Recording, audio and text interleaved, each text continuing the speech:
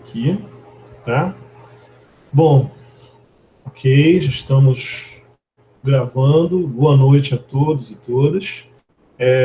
Hoje é dia 11 de setembro de 2020, né, uma sexta-feira, são 19 horas e 13 minutos, e vamos começar aqui o evento Luta por Reconhecimento, Demandas LGBT e Artes Marciais, a experiência do Piranhas Teen. Esse é um evento organizado pelas coordenações dos cursos de Ciências Sociais da UF Campus, blog Autopoiese Virtu, blog onde eu sou um dos editores. Né? Eu sou o professor George Coutinho, sou professor da área de Ciência Política do Departamento de Ciências Sociais aqui da UF de Campus. Inclusive, eu estou em Campus. E hoje nós vamos receber essa já é a quarta dessas conversas que nós fazemos durante a pandemia, e estamos recebendo essa figura querida, um amigo de muitos anos, né, o Alisson Paes. O Alisson, ele conseguiu juntar na biografia dele elementos digamos, ortodoxos no campo da universidade. Né? O Alisson, ele é graduado, bacharel em Direito pela UERJ, é mestre em Políticas Sociais pela UENF, a Estadual do Norte Fluminense, né? Teve passagem enquanto docente em diversas instituições aqui no Estado, né? Que envolve a Cândido Mendes, a Unesa, Estácio de Sá, a própria UF, né? E é também praticante de artes marciais, né? E um dos fundadores desse projeto extremamente bem sucedido, né? Que é o projeto Piranhas Teen, né? Um projeto que ele foi criado em 2016 para ensinar defesas pessoais, artes marciais para mulheres e para o público LGBT+, né, LGBT+. Né? É um projeto, eu falo, bem sucedido, porque numa pesquisa rápida que eu fiz, há menções e matérias sobre o projeto Piranhas Teen na Rádio e Televisão Suíça, né, na Suíça, na AFP no Le Monde, na França, no Washington Post e em outras mídias norte-americanas, na imprensa alemã, na Inglaterra. Ou seja, se um dos temas, né, do nosso debate é luta por reconhecimento, nós podemos dizer que o Piranhas Teen é um projeto vencedor em sua luta por reconhecimento, né, nesse debate. Antes de passar a palavra para o Alisson, que está aqui convidado para a gente poder conversar um pouco sobre esse projeto, sobre as concepções que estão envolvidas por trás dele, como é que é a prática no Piranhas Teen, a história, os desafios, os ganhos, né? Acho que cabe lembrar que há um tema, digamos, filosófico que está por trás da nossa conversa aqui, que é o debate de reconhecimento social, né? Um debate que ele tem uma genealogia, ele está lá, né, no século XIX, né? Uma obra seminal, né, da estrutura filosófica do Ocidente, que é a Fenomenologia do Espírito, de um autor que é o Georg Hegel, né? Onde justamente, inclusive, já recebemos mais um amigo aqui, que é o Paulo Sérgio, dando boa noite, Paulo. E o Hegel, ele propõe de maneira seminal um tipo, né, de interação entre agentes humanos que é, sobretudo, pautado pela diferença. E nessa lógica do encontro de diferenças, nós nos constituímos. Né? Ou seja, o caminho do debate sobre reconhecimento, ele envolve, a partir da diferença, duas possibilidades. O malogro, que é mero conflito, ou o reconhecimento da dignidade do outro. Eu me vejo na diferença do outro, e o outro também se vê a partir das diferenças que são constitutivas de mim, e daí nós construímos nossa identidade intersubjetivamente. Eu acho, filosoficamente, e no campo da teoria social, é um debate que ele tem essas duas vertentes, né? São as duas lâminas. A lâmina que ela pode levar, como falei, a um malogro do conflito, da destruição do outro, mas também ela pode envolver a constituição da diversidade humana, nós nos vermos uns nos outros a partir de nossas diferenças constitutivas. Então, feitas essas observações, depois a gente vai conversar bastante sobre isso, não vou chegar mais adiante. Queria passar a palavra para o nosso querido Alisson Paes. Inclusive, eu já vou colocar o Alisson aqui mais evidente, vou tirar a apresentação aqui do nosso cartaz. Inclusive, o cartaz foi o Alisson que fez, o cartaz está ilustrando aqui. Eu posso dizer até que nessa conversa toda, além das coordenações dos cursos de Ciências Sociais, do blog, o Piranha Team também foi muito parceiro em viabilizar e organizar essa live que a gente está fazendo. Então, Raul, a palavra está contigo e fale-nos tudo, não esconda nada. O que é a experiência do Piranha Team? Bom, George, primeiro, muito obrigado pelo convite, até porque é um prazer enorme, né, estar aqui conversando com você, com a Márcia, com o Paulo. Outro dia, assim, eu estou sem ver vocês há muito, muito tempo, né? Acho que ano passado, eu acho que eu encontrei Paulo Sérgio aqui, perto de casa, na calçada, e eu saí gritando, Paulo, Paulo, porque, enfim, há muito tempo, né? Já não vejo, não encontro com vocês. E então é muito, muito legal poder estar aqui conversando agora. Antes de... Você já me apresentou? Mas eu acho que antes de falar sobre essa experiência do Piranhas, eu queria explicar um pouquinho como eu cheguei nela, tá? Em Campos, quando eu ainda morava aí, lá pelos idos de 2011, eu comecei a participar de algumas iniciativas de uma galera que estava organizando uns coletivos LGBTs em Campos, e organizando algumas iniciativas tipo Cine Debate, roda de conversa em sindicato, em faculdade, e eu comecei a participar disso. Em 2014, eu me mudei para o Rio, e em 2015, eu fui, por já ter trabalhado muito tempo como professor, eu fui chamado, né? Me perguntaram se eu não teria interesse em ser voluntário num projeto que pretendia começar a dar aulas preparatórias para o Enem para pessoas trans, aqui no Rio de Janeiro, que foi o Prepara-Nem. A partir do Prepara-Nem, e eu considero que, de algum modo, Piranhas, ele nasceu como uma das consequências do Prepara-Nem, porque ele nasceu a partir de pessoas que se conheceram dentro desse espaço, de pessoas que estavam dentro dessa iniciativa que ensinava, que dava aulas preparatórias para o Enem. Eu, apesar de, enfim, não ser uma pessoa sedentária e tal, eu não tinha nenhuma relação com o universo das artes marciais. Essa relação, ela veio a partir desse espaço político, tá? Ela, na verdade, para mim, esses espaços, eles nunca soaram como sendo espaços exatamente acessíveis ou receptivos, mas a ideia do Piranhas era exatamente a de criar um espaço que fosse, né, receptivo para pessoas LGBTs.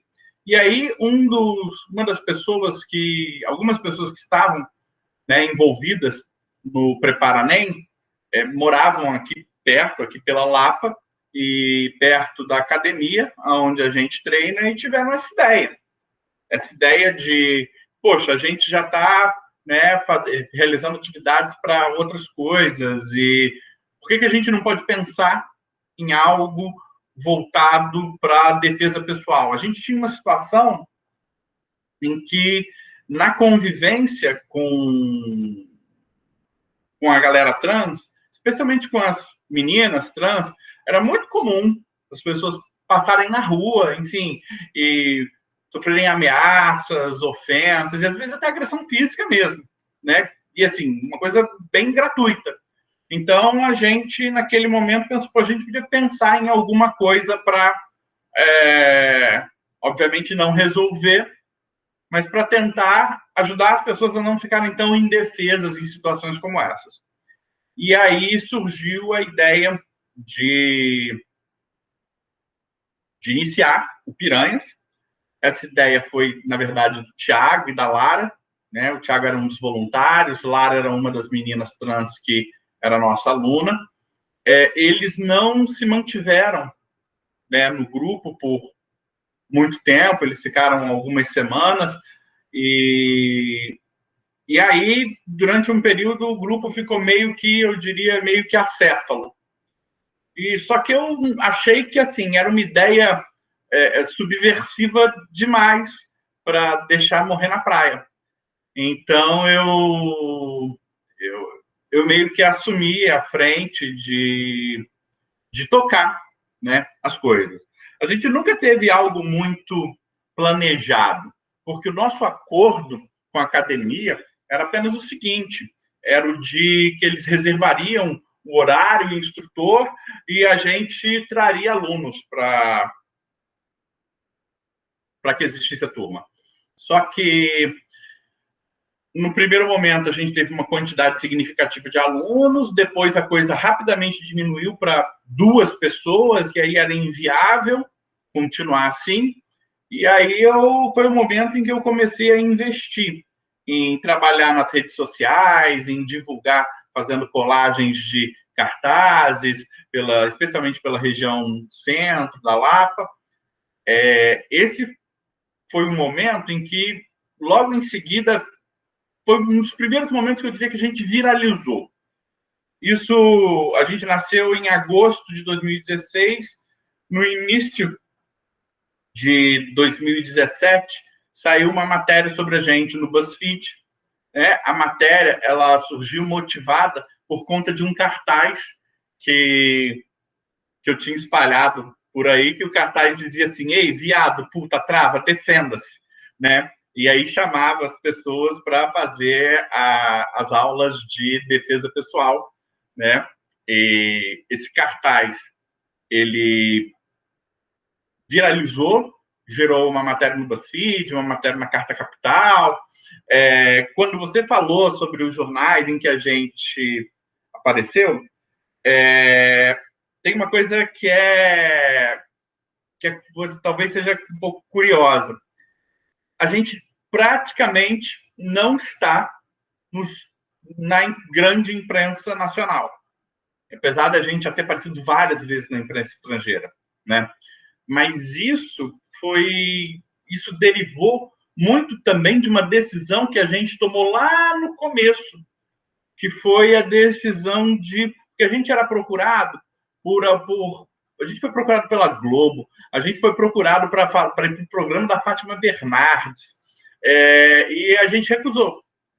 A gente recusou porque em 2016, 2017, a gente tinha acabado de passar por aquele momento, né, do golpe, e a gente, todos que estávamos no grupo, eram umas pessoas que estavam, de algum modo, ligadas a militâncias de movimentos de esquerda, e a gente não queria servir para algo que acontece muito hoje, que tem um nome, não sei se vocês conhecem, pink washing, né? É de você comprar a causa LGBT como se fosse algo que vai dar verniz de respeito de direitos humanos ao que você faz. Então, a gente decidiu, naquele momento, não fazer matéria para Globo, Estadão, Folha de São Paulo, para nenhum desses meios, né? Eles só acabaram fazendo matéria com a gente numa situação, mas aí a gente não tinha como prever. Quando a gente foi procurado pela AFP, que é uma agência de notícias francesa, as agências de notícias, elas vendem conteúdo para diversos jornais. Aí a AFP vendeu para o Globo e para o Estadão. Então a gente Já apareceu uma vez no Globo e no Estadão, mas não porque a gente tenha dado, né, entrevista para o Globo e Estadão, mas porque foi através da AFP, né? E aí a gente está com essa atividade desde agosto de 2016. No início, a gente começou fazendo apenas Krav Maga, que é uma arte marcial israelense, que nasceu, é uma arte marcial relativamente recente, ela nasceu no início do século XX como uma reação da comunidade judaica ao antissemitismo, onde hoje é a Eslováquia, e que posteriormente foi incorporada pelo Estado de Israel, e que virou, inclusive, arte marcial oficial do exército de lá. Mas no ano de 2018, no final de 2018, a gente teve um boom na procura pelas nossas turmas. Esse boom, obviamente, não foi casual. Final de 2018 foi o período das eleições, um momento em que discursos LGBTfóbicos estavam muito a tônica desses discursos era muito grande. Era o momento em que na eleição se falava em kit gay, se falava, enfim, havia uma ampla pauta conservadora em matéria de costumes, né, naquele período das eleições, e as pessoas foram se sentindo angustiadas com aquilo. Aqui no Rio, aquele período foi um período bem complicado. Não passava uma semana, como eu sou administrador das redes sociais do Piranhas, não passava uma semana sem que existisse notícia de alguém que foi agredido em algum lugar, né, aqui na cidade do Rio de Janeiro. E até mesmo lugares que tradicionalmente sempre foram vistos como lugares seguros, como lugares receptivos, lugares LGBT-friendly, né, amigáveis. Até mesmo nesses lugares começou a se perceber um discurso, esse discurso bolsonarista, enfim, profundamente homofóbico, criando raízes. Tem até um caso super curioso, a Lapa, né, enfim, é um espaço super, historicamente, um espaço de grande frequência de pessoas LGBTs. Tem um trecho ali na Lapa que, inclusive, foi batizado com o nome de uma travesti que morreu há um tempo atrás, né? Exatamente nesse trecho funcionava uma tabacaria, que era uma tabacaria, na verdade, aquelas que vendem todos os acessórios para quem quer consumir maconha. Ou seja, o dono era um maconheiro. E o dono daquele lugar, né, dentro de uma rua que era de frequência de pessoas LGBTs, quando ele viu uma manifestação de pessoas LGBTs na rua naquele período, ele foi para a janela do estabelecimento dele xingar e ofender pessoas LGBTs e defender Bolsonaro. A gente pensou, pera, um maconheiro aqui nesse espaço, com esse tipo de discurso, ameaçando as pessoas aqui. Então, aquele foi um momento bem atípico. E aí, nesse momento em que a gente recebeu uma quantidade enorme de novos interessados, a gente não só terminou se articulando com instrutores em outros lugares do país, conhecendo outras pessoas, indicando alunos para irem treinar com outras pessoas em outras cidades, mas também a gente incorporou novas atividades. Foi o momento no qual a gente passou a ter aula de Kung Fu e a aula de Jiu-Jitsu. Né? Mas, antes de continuar a contar essa história, eu queria falar um pouquinho da minha implicância com o nome que foi escolhido para essa nossa live de hoje, né? Sobre essa ideia de luta por reconhecimento, é que hoje eu tenho muita ressalva a essas premissas, especialmente na forma que estão meio que concebidas nesse livro do Honneth, porque ela deposita, né, a crença de que você vai constituir uma sociedade a partir da institucionalização do respeito às múltiplas identidades que vão surgindo, né? É a ideia de que vão surgir múltiplas identidades e que a gente vai institucionalizar o respeito a elas. Eu acho que o problema dessa ideia é o de que, quando as nossas lutas políticas se tornam, se constroem a partir da fragmentação das identidades, a gente não consegue criar mobilização coletiva em torno dessas identidades que estão atomizadas, que estão fragmentadas. Grosso modo, essa ideia de um reconhecimento de múltiplas identidades, ela corre o sério risco, e a meu ver a gente já vivencia isso de algum modo, de ganhar vieses individualistas e ser até mesmo facilmente cooptada pelo mercado, né? Então, eu não vejo isso como sendo uma ideia que deva fundamentar exatamente as nossas lutas. Tem um cara que foi meio esquecido na biografia dos movimentos de esquerda no Brasil, que ele foi meio que um dos fundadores do que a gente chama de movimento LGBT no Brasil. É o Herbert Daniel. Ele lutou na guerrilha armada contra a ditadura, junto com a Dilma, essas coisas todas. O Herbert Daniel, né, por que eu falei que ele é fundador do que hoje a gente chama movimento LGBT? Porque, inclusive, essas identidades LGBT, elas são uma construção recente. Naquela época, não se falava nisso, não existia isso, né? O Herbert Daniel, perguntaram a ele uma vez como que ele se via sendo um representante do que, na época, eles chamavam de causa gay. Você ser um militante da causa gay. E aí ele falou, olha, eu não me considero um militante da causa gay. Ele dizia, eu me considero um militante por todos aqueles que são diferentes. Todos aqueles que sofrem desigualdade em razão do seu corpo, né? Ele considerava que essa era a causa pela qual se deveria lutar.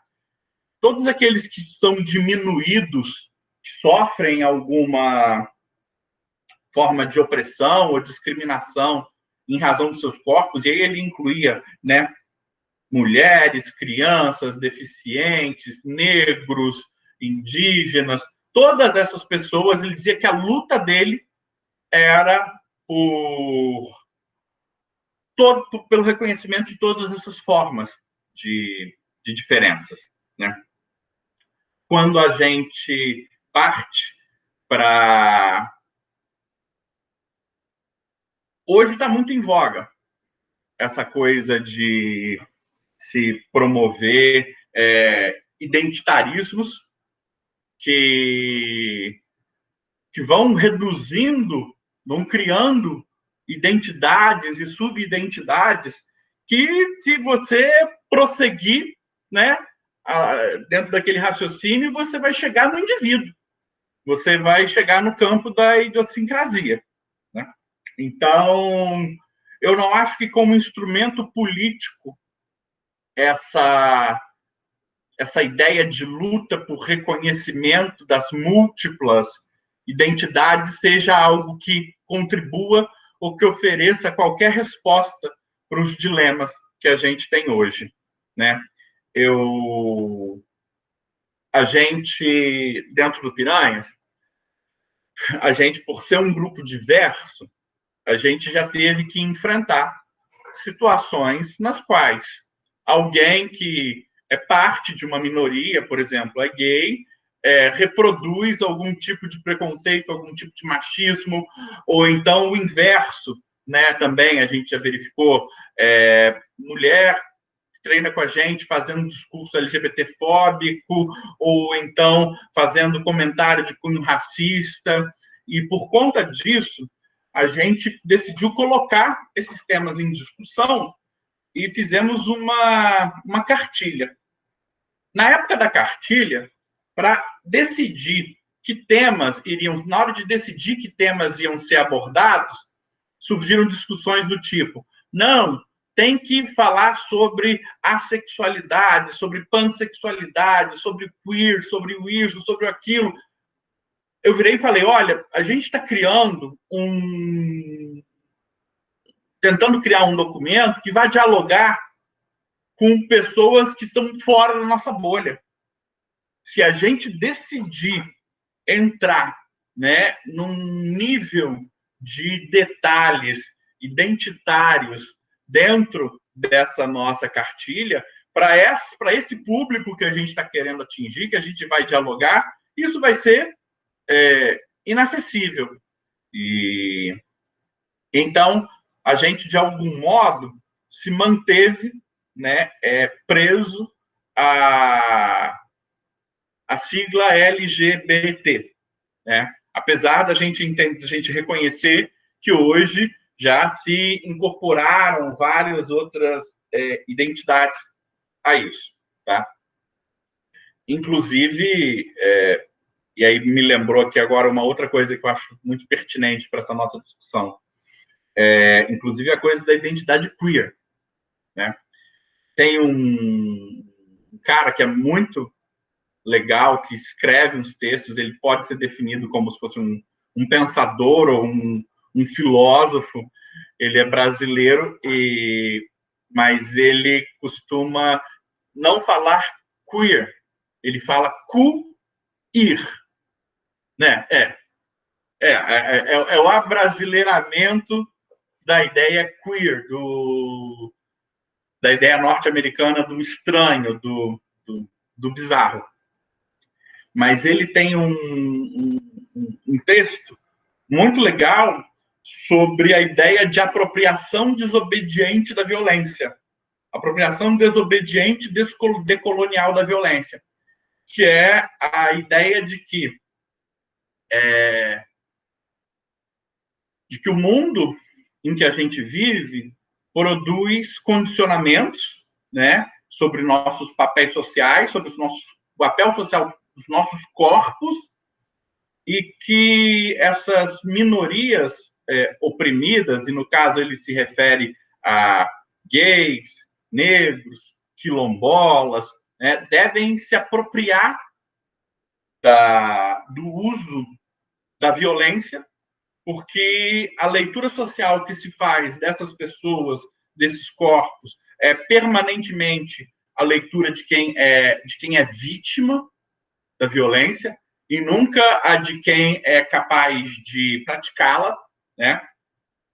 E, de algum modo, a gente reserva no imaginário a ideia de que só são capazes de praticar a violência aqueles sujeitos que, de algum modo, detêm algum privilégio social. Ou seja, o sujeito que é homem, muitas vezes o sujeito, para que essa violência seja legítima, né, é o sujeito branco, mas que você exclui, né, várias pessoas da ideia de que elas são capazes de reagir. Existe uma leitura social que se faz sobre determinadas pessoas. E aí, quando a gente pensa na nossa ideia aqui de estar ensinando lutas para pessoas LGBTs, para pessoas trans, o que a gente está querendo fazer é provocar também essa leitura social dominante. Tentar inserir ali um elemento de contestação dessa ideia que remete a essas pessoas um papel de fragilidade, um papel de vítimas fáceis, né? E a gente acredita que isso é uma das formas de se produzir empoderamento, né? Que empoderamento não é algo que se produz individualmente. Empoderamento é algo relacional, é algo que depende da leitura social que o sujeito tem de si e da leitura que a sociedade tem desse sujeito, né? Bom, não sei, acho que eu divaguei demais. Não sei se você ou se as pessoas aí têm alguma pergunta. Bom, eu particularmente achei excelente, brilhante, a sua síntese, tanto da história, né, tua, do Piranhas, né, como é que ele vai se construindo, e especialmente como que você traz para o campo prático, você se apropria, no caso de elementos do campo da teoria política, prática, né, que se plasmam num projeto concreto, né, que é o Piranhas. Bom, é claro que já deixo aqui aberto para quem quiser fazer colocações, quem quiser fazer, inclusive, em viva voz, pode fazê-lo, tá? Ou, de repente, quem tiver sentir mais à vontade de fazer perguntas pelo chat, também pode fazer. Mas, obviamente, eu me senti provocado em uma série de pontos da fala do Alex. E eu vou começar... Bom, eu vou fazer achar a primeira provocação, tá? Vou fazer uma síntese e provocação. Uma provocação, inclusive, nesse momento, bastante prática, tá, Raul? É o seguinte, o último dado que eu olhei sobre a questão da violência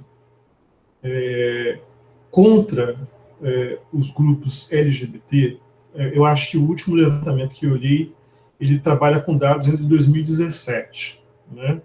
Que é até mesmo, inclusive, recomendo, né, tanto para quem está aqui acompanhando ao vivo a conversa, quanto depois quem assistiu no YouTube, visite os perfis das redes sociais do Piranhas Team, no Facebook, no Twitter, no Instagram, que ali é uma fonte muito interessante, até mesmo de pesquisa.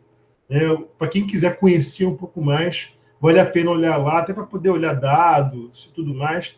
E agora eu estou sabendo que o Hall muitas vezes tudo com uma linguagem muito bem humorada, né?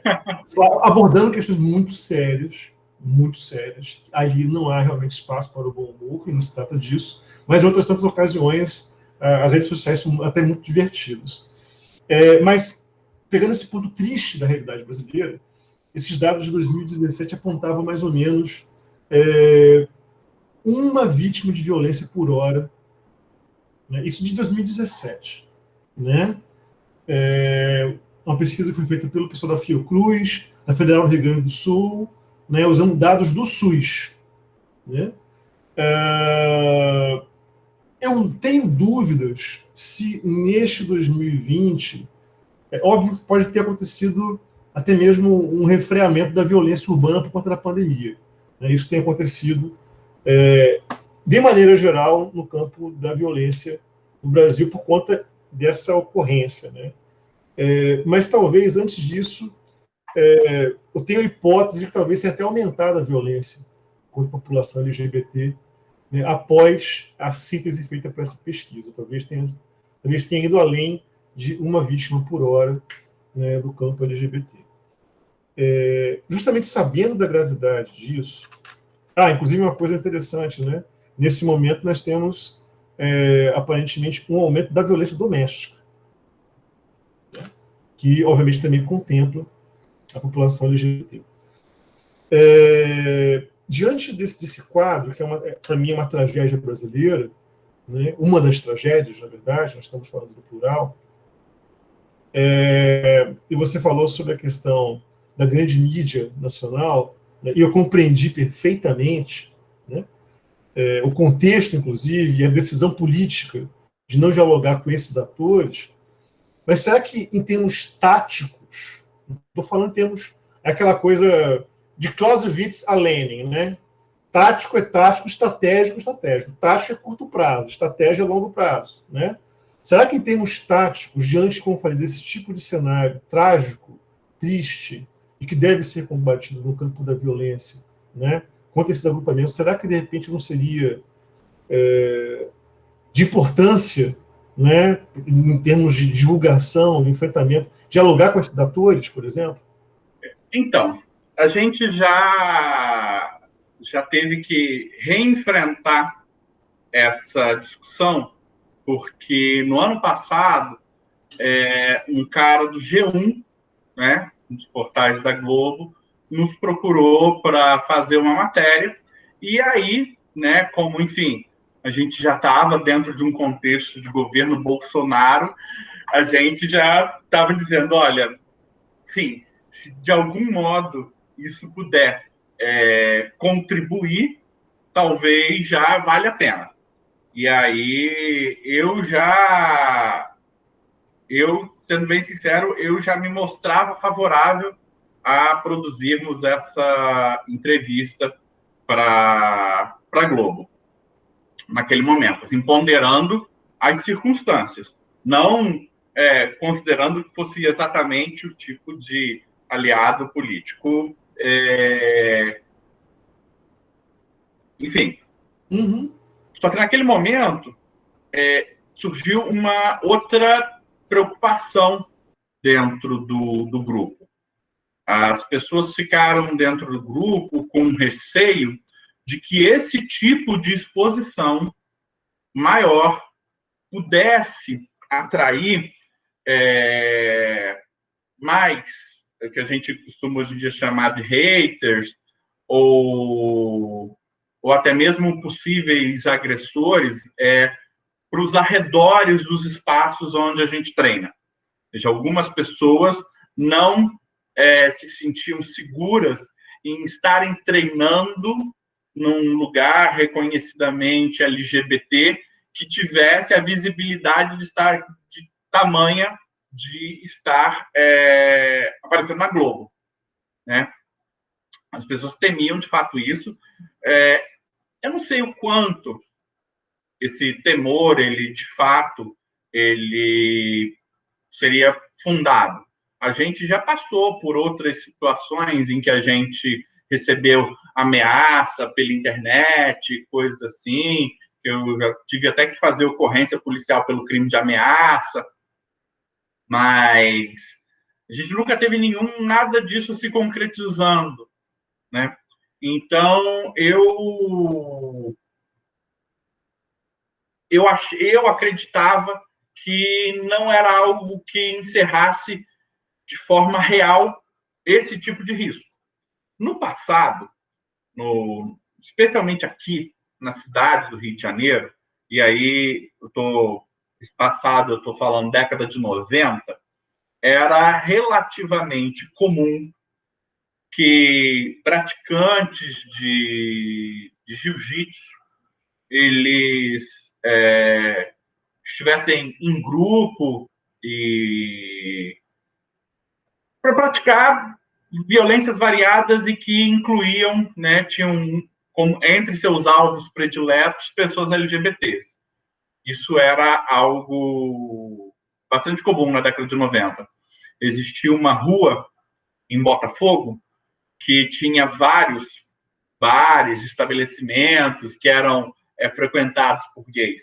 A rua, assim, os bares simplesmente fecharam. Não porque aconteceu alguma coisa dentro dos bares, mas é que os arredores do lugar se tornaram tão perigosos para os frequentadores que os frequentadores pararam de ir, né? E se tornaram, na época, perigosos por esse motivo. O receio da galera foi que essa visibilidade pudesse atrair alguma coisa parecida com isso. E aí como algumas pessoas não se sentiram seguras, a gente preferiu não produzir essa matéria. Entendeu? Hoje, o que pesou mais não foi a questão de não entender esses meios de comunicação como não aliados, mas foi o fato de que essa exposição ela poderia suscitar algum risco à segurança das pessoas. E aí, por isso, a gente não fez. Compreendi. Então, foi nesse momento, embora vocês reconheçam que talvez fosse até interessante ou útil, né, mas talvez para poder preservar a integridade física do grupo que está envolvido fisicamente mesmo, né, agrupado em torno do Piranhas Teen, talvez nesse momento em que há realmente um recrudescimento do discurso homofóbico, embora que, como eu falei, ainda cabe pesquisar o quanto que se expandiu a prática da violência contra a população LGBT de 2018 para cá, né? Mas, sem dúvida alguma, eu acho que isso é inegável, que há um recrudescimento mesmo desse discurso. Eu acho que a gente tem um problema que a evidência é a de que há esse recrudescimento, né? A evidência é a de que o discurso encampado, até mesmo pelo governo, ele fortalece isso, mas se antes o que nós tínhamos para monitorar, para registrar esses casos de violência já era extremamente precário, agora, então, né, se for esperar por parte do governo federal qualquer iniciativa no sentido de, recentemente, o relatório de direitos humanos produzido pelo governo federal deixou de ter um item lá falando sobre população LGBT. Já não vai ser mais tema, né, da pasta de direitos humanos do governo federal. Né? Ou seja, a gente já não... No passado eu costumava dizer, né, que viado é tão discriminado que nem para estatística serve. Nem para contar eles querem que conte. Contar quantos tem, quantos apanharam, enfim. Uhum. E aí, nesse contexto, é difícil, né, a gente ter dados seguros sobre isso. Ano passado, foi produzida uma pesquisa legal também pelo IPEA, que, inclusive, é uma que eu reproduzi o capítulo dessa pesquisa em uma das páginas lá do Piranhas, no Medium do Piranhas, né? Sim. Mas, de um modo ou de outro, a gente pensa essa nossa iniciativa não só como sendo algo que responde a esse dilema da violência, mas também como sendo algo que constrói um sentido de comunidade e que esse sentido ele termina produzindo efeitos empoderadores sobre as pessoas. Algo que a gente pôde perceber logo no começo é que muitas pessoas procuravam os nossos treinos não porque elas de fato estivessem tão preocupadas em estarem preparadas para reagir a uma situação de violência, mas muitas delas procuravam o espaço por ser um espaço onde elas iriam encontrar pessoas com vivências parecidas com as delas, com problemas parecidos com os delas, com os quais elas poderiam conversar, né? Ou seja, para além disso, esse componente de ser um espaço de socialização, né? E isso se tornou bastante forte, né? É nesse sentido que eu acredito que essa iniciativa ela tem um significado que vai além da questão da resposta à violência, né? Por exemplo, eu fui conhecer grupos que praticam grupos LGBTs que praticam artes marciais em outros lugares do mundo. Eu fui conhecer em Amsterdã, fui conhecer em Berlim, e tanto Berlim quanto Amsterdã são cidades onde a ocorrência de crimes LGBTfóbicos é infinitamente inferior à nossa. Uma das vezes em que eu estive em Amsterdã, o grande escândalo que aconteceu na cidade foi uma drag queen ter sido rejeitada numa corrida de Uber. Esse tipo de discriminação ganhou as manchetes, né? E aí eu fico pensando, aqui no Brasil, isso não geraria nem nota, né? Esse tipo de violação de direito não geraria nem nota de rodapé em jornal. Então, mesmo nesses lugares, existem grupos que realizam atividades de luta, de defesa pessoal. Ou seja, é porque o foco dessa ideia não é apenas o de produzir pessoas capazes de exercer luta física ou a defesa pessoal, do ponto de vista físico, mas é de produzir empoderamento. Uhum. Sim, sim, justo, justo. Bom, antes de fazer mais uma questão aqui, Raul, a Bruna Alencar, que a nossa está aqui na audiência, no chat, ela é de Cacoal, Roraima, ela faz aqui uma pergunta bastante objetiva, inclusive eu agradeço a Bruna pela pergunta. Eu vou ler. As pessoas que fazem parte desse projeto têm apoio psicológico? Então, Bruna, no final do ano de 2018... Sim, não, desculpa, que ela me corrigiu, é Rondônia, não é Roraima. Desculpa, Bruna. No final do ano de 2018, a gente começou a ficar um pouco atento para essa questão. E a gente começou a desenvolver uma prática de ter rodas de conversa, que não são, né, nenhum tipo de acompanhamento ou apoio psicológico, mas são apenas espaços de escuta, né, espaços onde as pessoas vão expor dificuldades e conversar sobre elas. Mas a gente já teve a experiência de uma vez a gente tentar fazer com que essa roda de conversa ela fosse conduzida por um profissional de psicologia.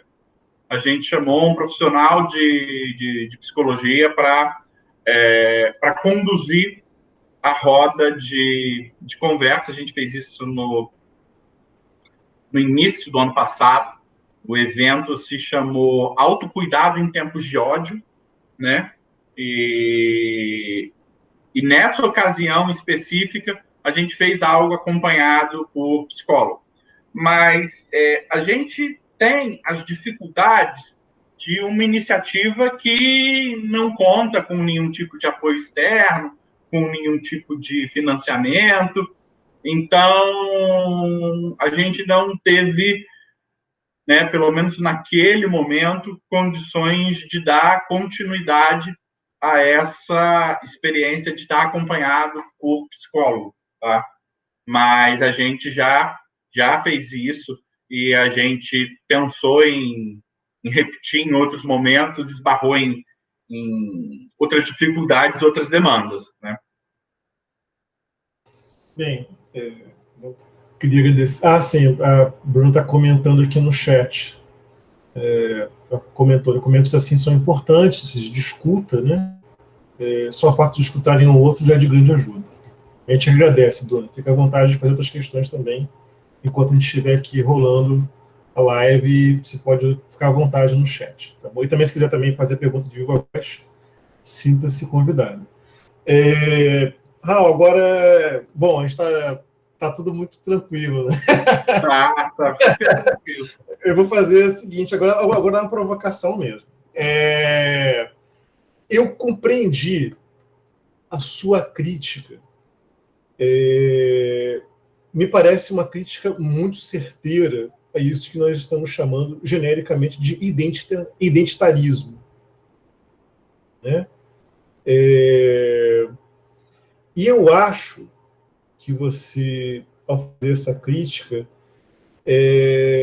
você tem muita razão em observar que, sem dúvida alguma, é uma das possíveis apropriações, né? Eu estou aqui com um livro do Axel Honneth, né? que é um dos caras que dá título à nossa conversa de hoje, né? O livro Luta por Reconhecimento. Não vou fazer uma genealogia do debate sobre reconhecimento do século XIX para cá. Né? Quando a gente fala sobre reconhecimento, tá, como eu falei no início da nossa conversa, Hegel, Marx, de alguma maneira, na questão de luta de classes, George Herbert Mead, Lacan, no século XX, aí depois chega nessa galera, né? O Honneth, Charles Taylor, Nancy Fraser, né? Da década de 90, né, do século passado até hoje. Mas minha provocação é a seguinte, e vou retomar alguma coisa teórica. Será que esse identitarismo que você acertadamente critica não é a temática do reconhecimento descafeinada, digamos assim? Porque, sem dúvida alguma, isso acontece com... Humberto Eco explica bem isso para a gente. A gente pega, constrói um arcabouço, uma perspectiva teórica, uma obra literária. Quando ela adentra ao mundo, o mundo decide o que vai fazer com aquilo. Né? E vai fazer as apropriações, às vezes mais canônicas, ou às vezes as piores possíveis. Isso faz parte do movimento de produção, circulação e recepção de ideias. Né? Mas será que, ao criticar o identitarismo, a gente não está jogando o bebê junto com a água suja do banho? Ou seja, me parece, por exemplo, mesmo quando você discute você citou, né, a teoria queer, né, que é um pouco uma apropriação até ácida das teorias queer, né? E esse debate sobre empoderamento, o empoderamento me parece faz parte do campo do reconhecimento. Inclusive, no debate original, né, de Hegel mesmo, para cá, a violência ela nunca está descartada como linguagem. Né? O que se coloca, né, aí eu acho que é um debate, inclusive, que você, na chamada que você fez nas redes sociais, eu acho super interessante, é a discussão sobre a legitimidade do uso da violência. Né? Que é para além daquele debate weberiano, que eu não vou discutir aqui sobre Estado, sobre monopólio de violência, isso é outra coisa. Estou falando aqui agora sobre linguagem moral e interação social, em que a violência ela pode ser, sim, me parece, de Hegel para cá, um elemento legítimo de reivindicação de reconhecimento, na medida em que você não é reconhecido em sua particularidade, e muitas vezes o não reconhecimento implica a eliminação do outro. Que é isso que está por trás. Né? E vamos lembrar aqui mais um que dialoga um pouco com essa questão hegeliana, que é o Lenin, né? A ideia de violência como parteira da história. Né?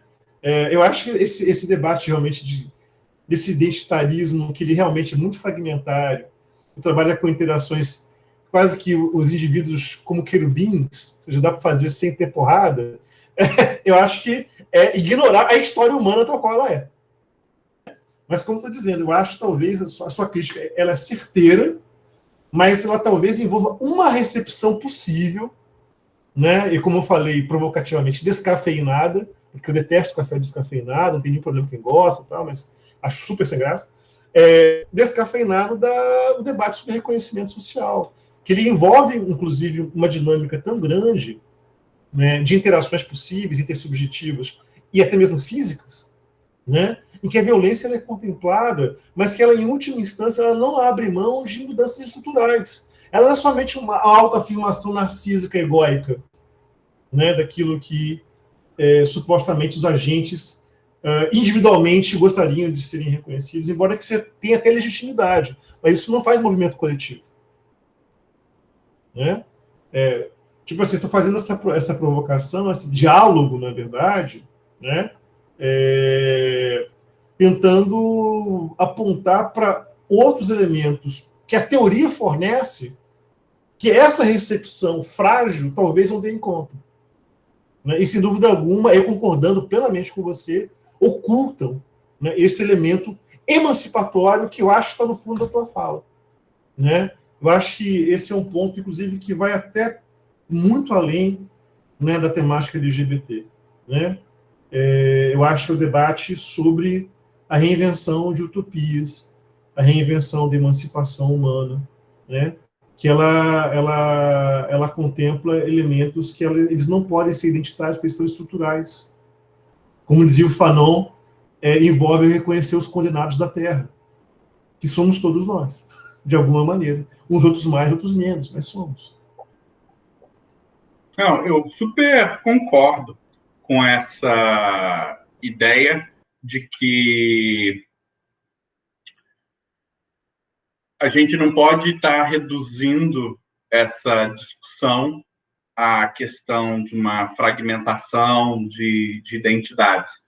Mas eu percebo isso como sendo um efeito colateral do modo pelo qual essas discussões foram incorporadas, inclusive dentro de vários movimentos de esquerda. Tá? Eu estou falando do lugar de quem hoje está atuando com o movimento LGBT, e uma das dificuldades que se possui hoje dentro desse movimento é colocar o L, o G, o B e o T para dialogarem, né?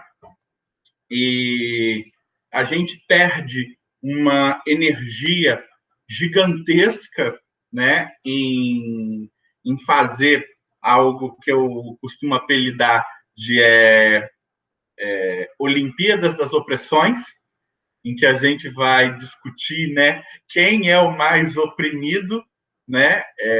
A gente gasta um tempo gigantesco, né, e aplica energia nisso, quando esse debate não contribui, não dialoga com quem está fora da nossa bolha.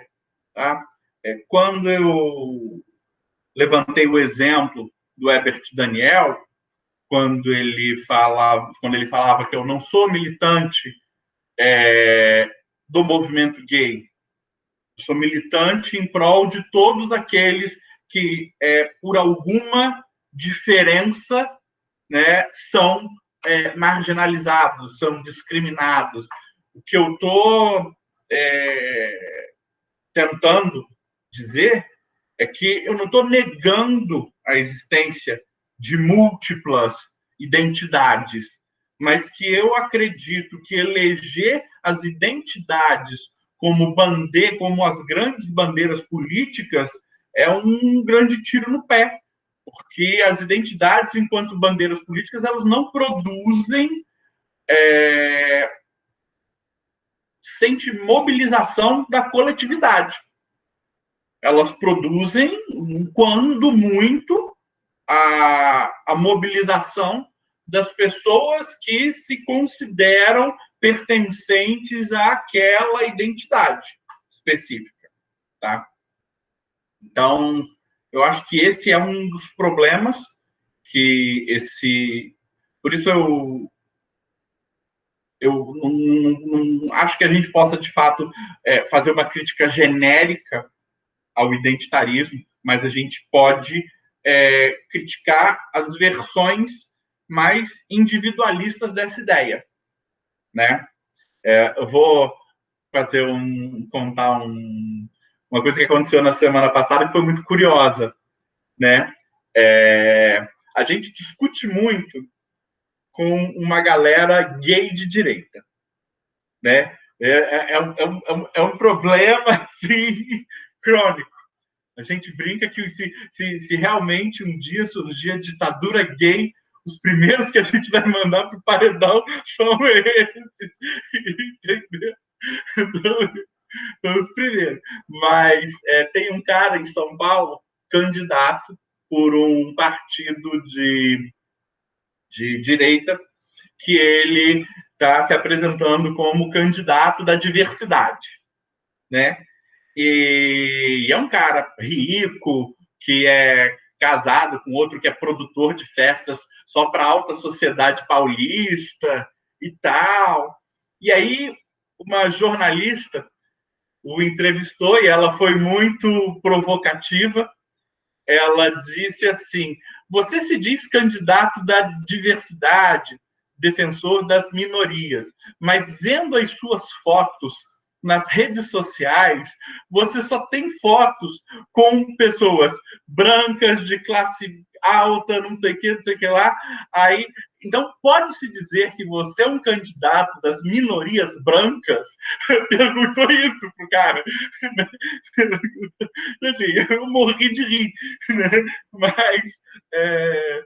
Mas quando a gente elege o identitarismo sem perceber que essas opressões elas se entrecruzam, tá? Sem perceber que não dá para você, de fato, lutar contra a LGBTfobia e não ser antirracista, que você não consegue tratar dessas opressões como se fossem pontos isolados, né? Aqui recorrendo a uma metáfora organicista, né, da sociedade, né? É como se você fosse pegar o corpo social e tratar a doença que está ali só num órgão e deixar todo o restante doente. E isso não é viável se você não trabalhar, né? Não entender que essas opressões elas são temas transversais, elas se entrecruzam. A gente no máximo vai estar produzindo, né, bandeiras para serem cooptadas pelo mercado, se a gente não for capaz de perceber que essas coisas se relacionam. Então, para mim, há tanta miopia em quem não reconhece que a sociedade é homofóbica, machista, misógina, quanto também há miopia em quem nega que exista conflito entre capital e trabalho dentro do mundo. Ou seja, negar qualquer uma dessas duas formas de opressão é uma miopia, tá? E não dá para você olhar para uma e esquecer da outra, né? Quando eu penso nessa figura, né, nessa ideia de pessoas LGBTs que estão, inclusive, militando dentro da direita, eu não só considero isso um grande equívoco, como eu considero que é um grande problema do ponto de vista filosófico, porque para o pensamento de direita, a igualdade entre os sujeitos é um dado, é um pressuposto. Ou seja, você não precisa outorgar proteção especial a nenhum sujeito, porque são todos iguais.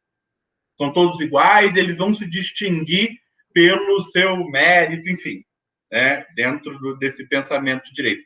Só que como que você vai partir? Só que o pensamento mais à esquerda, ele não trabalha a igualdade como pressuposto. Ele trabalha a igualdade como aquilo que se quer construir. Então, uma pessoa que está querendo ser militante de uma minoria que se sente discriminada está buscando uma legenda cujos fundamentos filosóficos últimos residem na negação da diferença entre os sujeitos, é uma coisa meio maluca. Uma vez eu estava conversando com uma menina trans que ela se definia como meio anarcocapitalista, né? Pois é. Aí ela veio com aquele papo de meritocracia, etc, etc, e eu virei para ela e falei: Flana, você mesmo estava reclamando agora que você não consegue emprego por ser trans. Como que você acha, de fato, que no mundo as pessoas crescem por meritocracia, pelo seu mérito, né? Esse tipo de coisa encerra sempre uma enorme contradição. O Paulo Sérgio falou aqui que ele já conheceu um gay fascista. Nossa, eu conheci também vários, conheço vários. E eu frequento aqui no Rio, quer dizer, frequentava, né, antes da pandemia, um lugar que é eu diria assim, é um clube LGBT da terceira idade. É porque a gente vai envelhecendo, vai virando cada vez mais o nosso lugar de fala, aquele lá, e aí eu já estava lá, já estou indo a esse lugar que promove esses encontros. Só que a quantidade de pessoas que dentro daquele grupo ali votaram no Bolsonaro é enorme, é muito grande. E pessoas com discursos, às vezes, até bem pesados. E aí, o que eu vejo nesse fenômeno da adesão das pessoas a essas ideologias não é só uma questão delas estarem sendo manipuladas ou influenciadas por toda uma rede de informações que chegam até elas, mas é também, muitas vezes, um atalho que esses sujeitos escolhem para, de algum modo, se sentirem aceitos em determinados ambientes sociais, né? A pessoa ela é uma pessoa LGBT, mas ela incorpora um discurso conservador e muitas vezes LGBT-fóbico, porque essa incorporação é o que a permite transitar por determinados espaços, né? Então, isso acontece com bastante frequência até. Não sei se eu respondi. Acho que não. Não tem problema, não tem problema. Mas eu acho que sim, eu acho que você colocou, em última instância, o que você está falando é aquele debate que está até na questão judaica, né? Inclusive, eu, o Alisson aqui, que está na audiência, o Paulo Sérgio, a Márcia Mérida, a gente teve uma experiência muito legal na UENF de frequentar o Núcleo de Estudos em Teoria Social, que era dirigido pela professora Adélia Miglevich, está na Federal do Espírito Santo. Inclusive, se ela for assistir essa live no YouTube posteriormente, um abraço a Adélia. Dentre os textos, a gente discutiu a questão judaica, que era justamente um debate do Marx. Se faria sentido dizer que valeria a pena o engajamento na luta pela libertação dos judeus, inclusive naquele contexto europeu, né? Mas abrindo mão do debate sobre a libertação do restante da humanidade, o debate de emancipação da classe trabalhadora, né, da ótica da totalidade. Né? E Marx dizia, olha, é insuficiente discutir a libertação dos judeus sem você discutir outros mecanismos de opressão que são totalizantes. Né? Que mais uma vez, o velho Hegel, a questão da superação dialética das ações de dominação, Aufhebung, né? Ou seja, a gente parte daquilo que existe e somente, aí nesse caso, nós estamos completamente de acordo, somente o identitarismo ele não dá conta, né, do enfrentamento de outros elementos de dominação que são tão aviltantes quanto. Não existe realmente como a gente fazer a mensuração do que é mais aviltante. Né? E, na verdade, eu acho que falta para a gente também uma percepção, que eu acho que isso está muito ligado ao modo pelo qual a gente estuda as próprias instituições, encaixando elas em determinados departamentos, fazendo certas secções assim da realidade. Mas tem uma menina que ela, inclusive, treinava com a gente, uma menina trans, ela é aluna do curso de filosofia da UERJ. E ela tinha uma discussão muito legal sobre a moral sexual do capitalismo, né? E o próprio conceito de proletariado, ele pressupõe, né, um tipo de prática sexual, que é aquela capaz de produzir a prole, aquela capaz de reproduzir os mecanismos de funcionamento do mundo do trabalho no capitalismo. Existe, embora não seja de forma recorrente, explicitada, existe uma moral sexual dentro do sistema capitalista. E essa moral, né, pelo menos nos últimos quadrantes históricos, foi uma moral que condenou esses comportamentos que foram considerados como desviantes. Né? Hoje, é por isso que eu sou muito cético com uma galera que acredita, né, na inclusão, na representatividade dentro dos espaços do mercado. Porque, gente, o mercado ele vai produzir aceitação episódica, enquanto aquilo for algo rentável. No momento em que aquilo deixar de ser rentável, essa aceitação produzida pelo mercado, ela deixará de existir.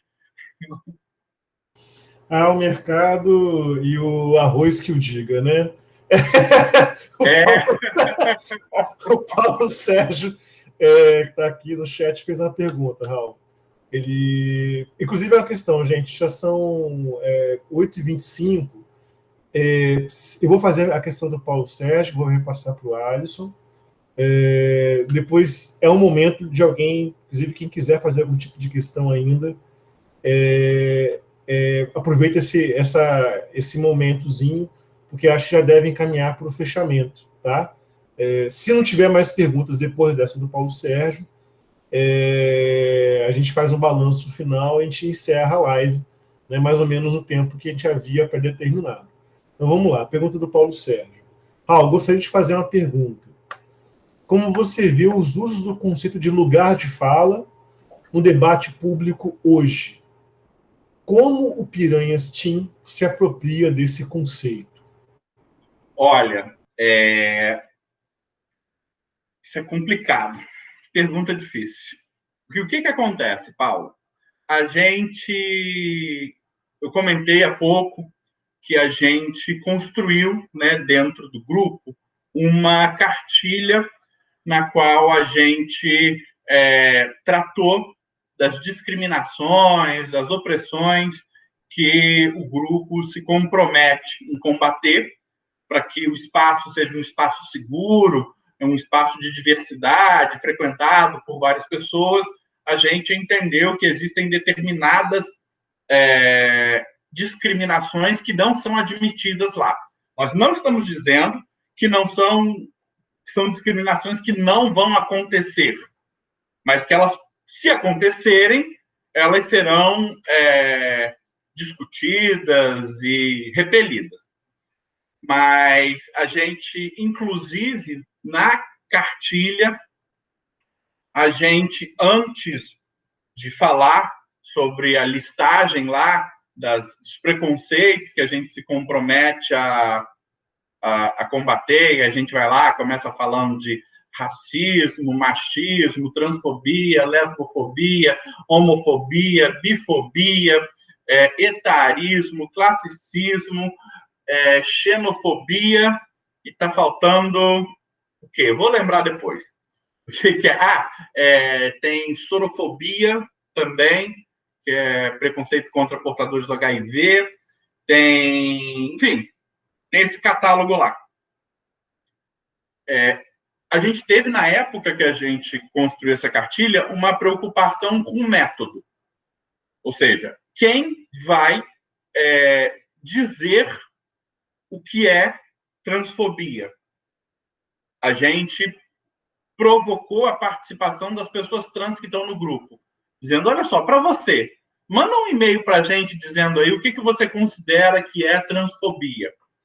E a gente virou para os meninos negros que treinam com a gente. Para você, o que você considera que é racismo? E a partir dessas diferentes contribuições, a gente foi montando ali, né, um texto, né, que tratasse dessas diferentes formas de discriminação. A gente entende que esse é um conceito que ele é importante, mas que hoje ele também tem um uso recorrente dentro de disputas de poder em espaços. Né? Ele virou um instrumento para promover essas disputas. As pessoas buscam, muitas vezes, usar dessa ferramenta para promover disputas, inclusive dentro, né, do movimento LGBT. Tá? Isso é bastante complicado. Quando a gente fez a nossa cartilha, a gente coloca, inclusive, uma ressalva lá, de que a cartilha não deve ser usada como se fosse uma polícia dos costumes, como se fosse algo para você policiar e estar lá acusando a pessoa, olha, você está sendo racista, você está sendo machista, mas como sendo ponto de partida para que as pessoas dialoguem sobre essas questões. Mas com frequência, já aconteceu algumas vezes do uso da cartilha ser exatamente esse, o do sujeito que, ao invés de entender o lugar de fala como sendo o lugar do outro, que eu não consigo atingir porque diz respeito a experiências e vivências pelas quais eu não passei, ao invés de entender o lugar de fala como sendo o lugar do outro, entende o lugar de fala como sendo o lugar próprio a partir do qual eu aponto o dedo para o restante do mundo. Né? E isso enfim, é a falência da ideia. Ou seja, é você partir utilizar, né, desse conceito não como algo que vá promover aproximações, como algo que vá promover diálogos, mas como algo que vá criar fronteiras, criar distanciamentos, que vai solidificar as diferenças ao invés de tentar promover diálogos entre elas, né? A gente, dentro do grupo mesmo, a gente já teve episódios em que isso aconteceu e com mais intensidade ainda quando as interações das pessoas estão por meio virtual. Quando as interações das pessoas se dão por meio virtual, a possibilidade de surgirem discussões, mal entendidos e o mau uso desses conceitos é muito grande. Né? Se algum dia alguém pensou que as redes sociais iriam gerar um espaço público de discussão, de ideias, né? E queria aproximar as pessoas, nossa, essa pessoa se enganou tremendamente, porque eu acho que, até mesmo por se tratarem de interações onde a ausência física das pessoas limita a comunicação, limita o contato empático, até mesmo, entre as pessoas, a possibilidade de que os discursos se acirrem é muito maior, né? Porque você não tem o outro ali na sua frente enquanto interlocutor, né?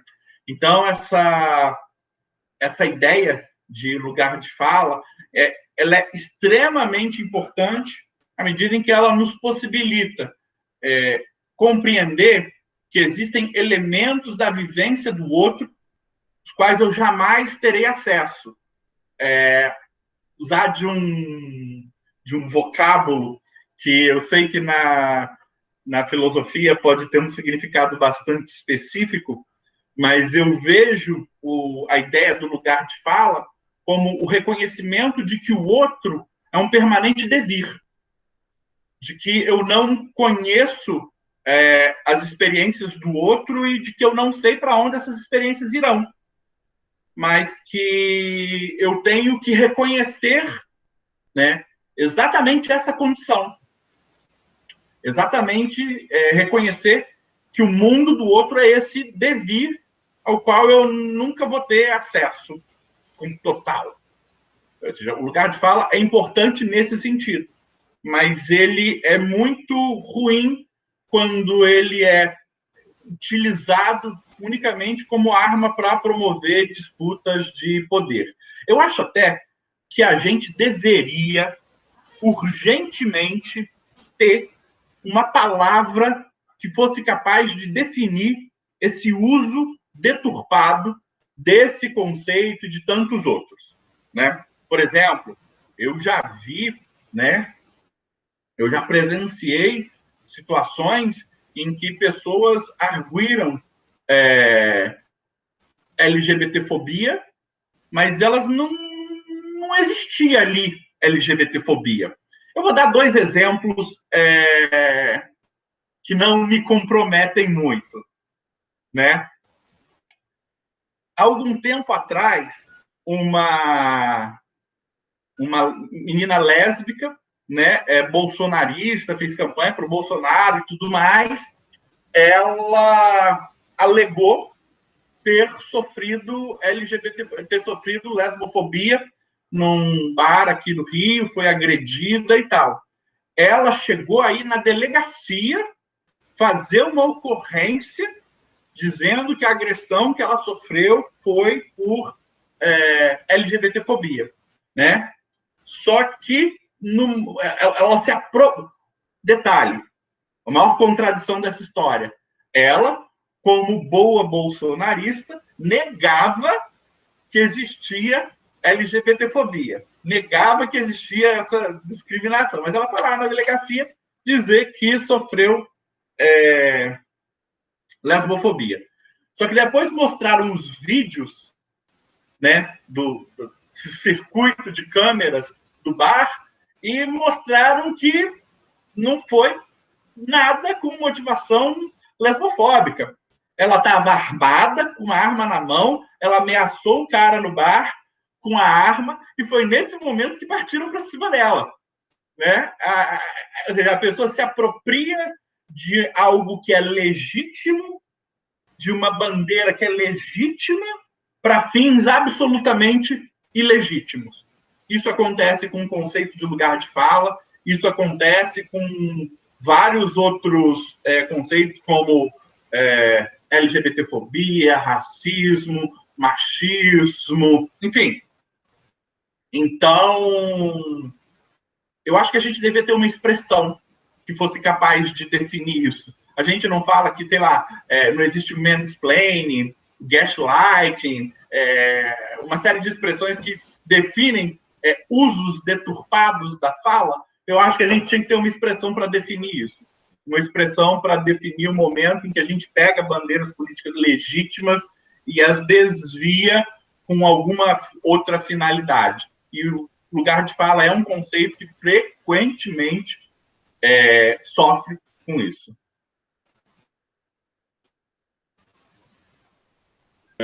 Pois é. Muitíssimo.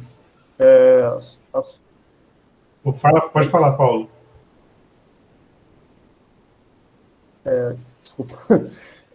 Eu agradeço muitíssimo, Alisson, a sua resposta. Eu me sinto muito contemplado por ela, pela riqueza analítica, né? Que é habitual em tratando-se de Alisson.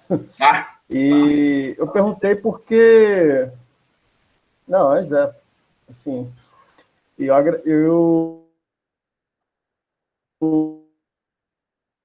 perguntei porque eu li o texto da Djamila, curioso, né? Talvez a Djamila Ribeiro não imaginasse o problema que ela criaria com esse livro, né?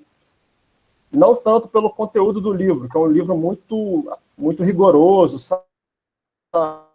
Pela recepção que se faz desse livro, né? O que eu entendi, e indo ao encontro assim, da sua explicação, é que a Djamila ela está propondo nada mais do que uma perspectiva relacional. O problema é quando o lugar de fala deixa de ser também um lugar de escuta, né? Sim. E aí, se todos nós estamos situados no espaço social,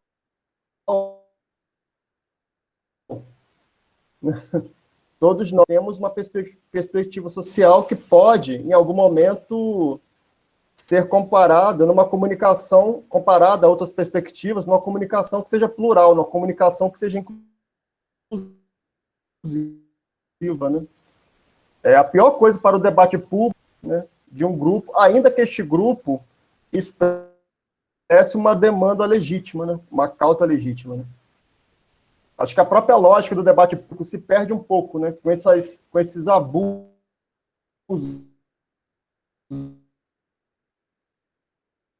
né, do conceito, né? Piranhas há um olhar bem refinado em relação a esse conceito, né? A prática derivada desse conceito, né? Nossa, eu acho que não existe hoje uma treta dentro do movimento LGBT que não esteja permeada dessa ideia hoje, né? E que, enfim, ela é pertinente, mas ela também é uma grande arma retórica aí. Sem dúvida. Bom, verdade. Eu queria agradecer, então, inclusive a participação do Paulo Sérgio, uma questão realmente que provocou aí o Hal a fazer análises. E, sem dúvida alguma, um dos nomes que eu digo, que eu uso para esse fenômeno, Hal, dessa apropriação, né, às vezes de bandeiras e conceitos, num campo completamente de uma maneira completamente deturpada, eu ando meramente falando que é uma confusão semiótica, para dizer o mínimo, né? Eu ando dizendo também que é muito lixo semiótico sendo espalhado por aí, que justamente porque isso que nós estamos tentando fazer aqui é o bom e velho esclarecimento, né? E essa dodecafonia no campo irresponsável, né? De circulação de apropriação, circulação de conceitos, não produz esclarecimento, produz desinformação, né? Eu passei, como eu estou entre amigos, eu posso contar essa história. Mas eu passei por uma situação ano passado em que eu estava sendo ameaçado, né, por uma mulher que é lésbica e tal, né? E só que para meu choque, no momento em que eu fui compartilhar isso com outras pessoas, eu cheguei a ser questionado, tipo assim, por que ela está te xingando?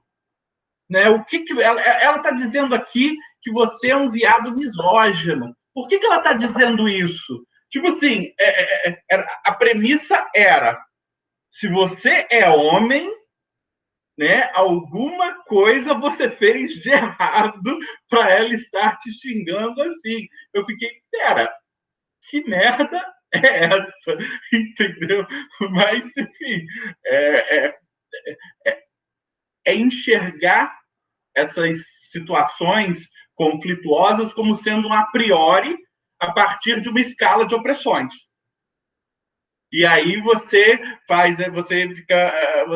trata esses problemas como se eles fossem um a priori. Você abstrai ali as circunstâncias, né? E usa lá daquela tabela, né? Para competir quem está sofrendo mais opressões e aí ver quem ganha. Sem dúvida. Excelente, excelente. Pois é, aí a Bruna comentando aqui, se baseia na história do que nós mulheres sofremos desde que nascemos. Sem dúvida alguma. Bom, eu queria então encaminhar para a gente encerrar,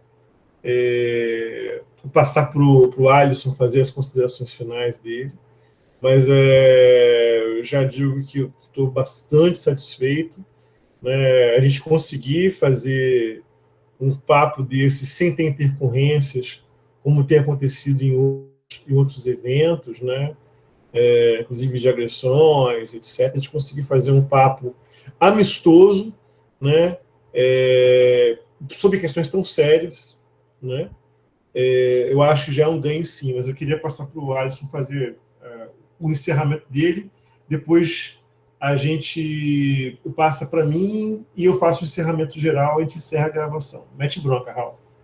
Bom, gente, primeiro eu quero agradecer aqui a oportunidade de estar conversando com vocês. Cadê você, Márcia? Está aí quietinha. Enfim, mas é uma felicidade enorme estar aqui conversando com vocês. Uma coisa que eu gosto muito nessa coisa do Piranhas é que ela tem me levado a ter conversas inusitadas, né? Ela, uma vez, por exemplo, a gente uma vez promoveu um evento de jiu-jitsu, e aí veio uma galera da comunidade do Viradouro, uma galera de São Gonçalo, para o evento de jiu-jitsu, para estar, enfim, convivendo com a gente. É uma galera que sabe que a gente é um grupo LGBT, e eu me perguntava assim, em que outro contexto eu teria acesso para estar dialogando com essas pessoas, né? Nem sempre, óbvio, esses diálogos eles se dão para um público muito grande, mas eu percebo que eles se constroem diante de um público que termina estabelecendo vínculos mais fortes, né? Vínculos de cooperação, de solidariedade mesmo. Então, esse diálogo que a gente tem aqui hoje, eu enxergo como sendo um desses múltiplos diálogos diferentes que isso tem me proporcionado. É uma oportunidade de estar estreitando vínculos que, ainda que sejam com poucas pessoas, não seja com um grande público, são vínculos fortes, são vínculos que contribuem e que criam uma interlocução que é exatamente o que a gente mais quer enquanto movimento, num sentido político, e que, enfim, é algo que só nos enriquece, só nos deixa mais felizes e mais satisfeitos. Então, só agradecer a vocês e escrever um texto para o blog, a gente pode pensar nisso, né? E é isso, pessoal. Um grande abraço para todos vocês. Um beijão. Beleza. Olha, bom, reiterar o que o Paulo disse no chat.